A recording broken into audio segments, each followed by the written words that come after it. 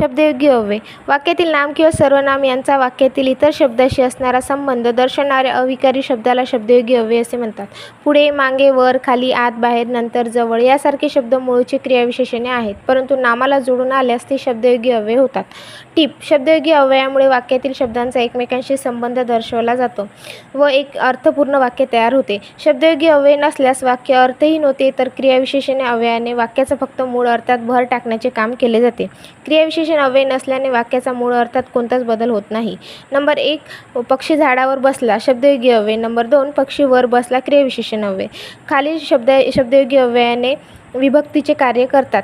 अविभक्ती अव्यय: द्वितीया प्रत लागी, तृतीया कडून करवी, द्वारा मुळे, योगे प्रमाणे, सह बरोबर, चतुर्थी करिता कडे साठी प्रत बद्दल ऐवजी स्तव, पंचमी पासून पेक्षा शिवाय खेरीज कडून वाचून, षष्ठी विषयी संबंधी, सप्तमी मध्ये खाली ठायी समोर भोवती ऐवजी